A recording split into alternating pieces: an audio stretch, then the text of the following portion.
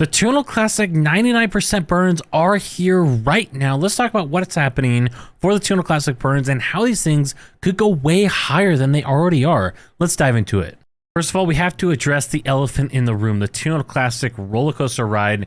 Down right now, almost 11% on the day, hitting the market cap, getting close to the $500 million market cap. 24-hour trading volume spiking up to about $150 million, a little bit down from what was the other day, but higher than the averages we have been seeing.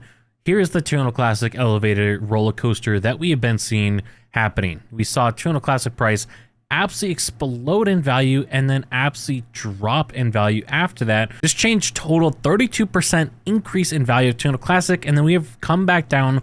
Almost all of that increase has been wiped away in the matter of one day, which is absolutely catastrophic, and that comes on the back of the SEC coming after Binance. The SEC ended up accusing Binance, and specifically CZ Binance as well, of mishandling funds and lying to regulators. Some massive accusations coming at Binance, and obviously Binance burns and Binance's support is so important to the Tunnel Classic ecosystem. So it's not that big of a surprise that off of this news of the SEC going after Binance, that we're going to see Tunnel Classic down about 11% on the day, basically eliminating all of those gains that we saw. Not that big of a surprise. Definitely something though that stinks. It's not something we want to see. Tunnel Classic was recovery. We're going back up. We ended up going beyond this zero threshold. We actually dropped to zero again, even though we added one recently. We were able to go back through that threshold, explode in value, but we have since come back down. We've added the zero back yet again. So we're struggling in this threshold here, and we were able to see that massive Binance burn come through. We can see that Binance burn right behind me here, coming in about 1 billion Tunnel Classic. Absolutely massive value of Tunnel Classic being burned, just shy of $100,000. So sure, it's a little bit less than what we've seen before, but that is still significant burns coming just from Binance. We're also seeing burns coming in from other places. For example, we can see all these total burns behind me right here. We can see these nice little steady increases when Binance does their burns, but there's some nice consistent trends of burns that have been coming in as well. Same with the burn tax. We're seeing the burn tax actually pick up and burn more and more Tunnel Classic, more than what we've been seeing for quite some time, which is really nice to see this burn tax pick up for Tunnel Classic. We're increasing our Binance burns, we're increasing the overall burns that people are doing, the optional voluntary burns, and we're increasing the burn tax. So overall, we're increasing the burns dramatically, but these of course could go way higher. One thing that we need to see is parity come through and see the utilities come after parity. So once we acquire parity, once parity happens, all these utilities are gonna have to come to the Tunnel Classic ecosystem, build on the Tunnel Classic ecosystem.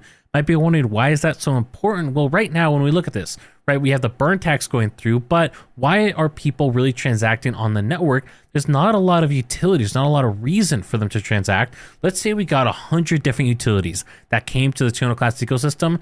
That's going to create so much more volume on the ecosystem, which will result in more burn tax potentially coming around, depending on how we structure things. I know right now there's certain things with the taxes, certain proposals that went through. Everything's up to be changed. In my perfect world, I'd like to see a lot of taxes come through from those different utilities.